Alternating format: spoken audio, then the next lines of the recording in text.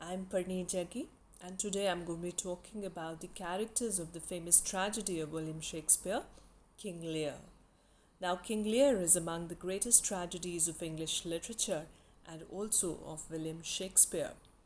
The first known performance of any version of Shakespeare's play of King Lear was in 1606, and the three extant publications from which modern editors derive their texts are the 1608 quarto, 1619 quarto, and then the 1623 first folio.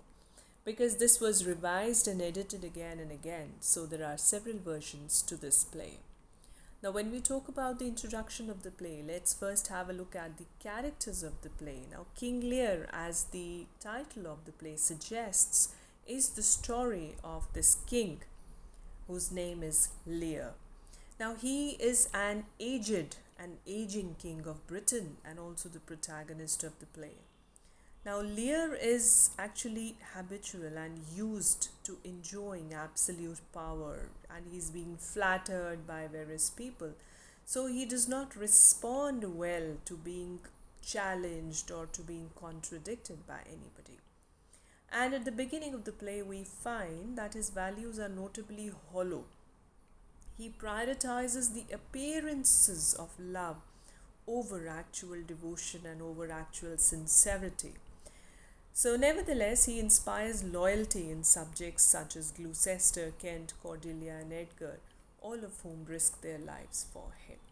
But overall, if we look at his character, he undergoes lots of tragedies in the story. Then we have Cordelia. Cordelia is Lear's youngest daughter. She's disowned by her father for refusing to flatter him in sweet, sugar coated words. Now, Cordelia is held in extremely high regard by all the good characters in the play. The King of France marries her for her virtues. She remains loyal to her father Lear despite his cruelty. She forgives him. She displays a courageous, a forbearing temperament even towards her evil sisters, Gondrel and Regan. And of course, we are sad at the sad ending of Cordelia also towards the end. Then we have Gondrel. Gondrel is Lear's ruthless oldest daughter and the wife of the Duke of Albany. She is a jealous woman, treacherous, not moral, and aggressive most of the times. She challenges her father's authority, boldly initiates an affair with Edmund, and takes away military power away from her husband. Then we have Regan.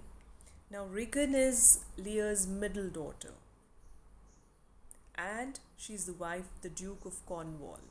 Now, Regan is again as ruthless as Gondrel and aggressive in the same way. In fact, it is difficult to find any qualities that are different in both the sisters. Both of them are treacherous and even jealous of each other and of all other people around them.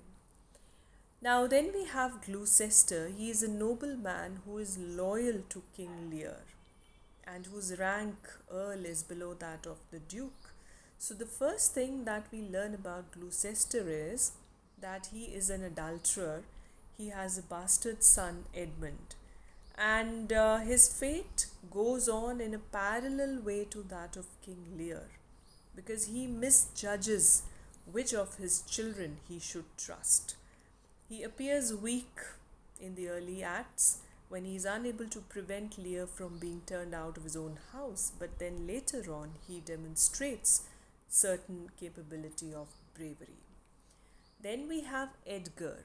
Now, Edgar is Gloucester's older and legitimate son. Edgar plays many different roles. He starts out as a gullible fool who is easily tricked by his brother. Then he takes up the guise of a mad beggar to evade his father's men. Then he carries his impersonation further to help Lear and Gloucester, and finally he appears as a armored champion to avenge his brother's cheating and treason. Then we have the character Edmund. Now, Edmund is Gloucester's younger and illegitimate son. Now, he resents, hates his status as an illegitimate son, a bastard, and so he plans to usurp Gloucester's title, take away the title and possessions from Edgar.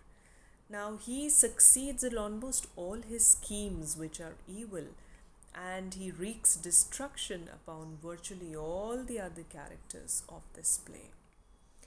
Then we have Kent, who is a nobleman of the same rank as Gloucester, who is loyal to King Lear. Kent spends most of the play disguised as a peasant, as a farmer, calling himself Caius, so that he can continue to serve Lear even after Lear banishes him. He is extremely faithful, loyal, but he gets himself into trouble throughout the play by being extremely outspoken and straightforward. Then we have Albany, the husband of Lear's daughter Gondrel. Now, he is a person who is good at heart, and he eventually opposes the cruelty of Gondrel, Regan, and Cornwall. But we find him indecisive and he lacks a foresight, realizing the evil of his allies quite late in the play. So he is unable to do much in the play. Then we have Cornwall. He's another important character because he's the husband of Lear's daughter Regan. Unlike Albany, Cornwall is cruel, he's violent, he's domineering, and he works with his wife and his sister-in-law Gondrel to persecute Lear and Gloucester. We have the fool once again, Shakespeare's clown and jester who uses double talk, double meaning words and seemingly frivolous songs to give Lear important advices. We have Oswald, who is the chief servant in Gondrel's house. Oswald obeys his mistress's commands and helps her in her conspiracies to make out all the drama work for her.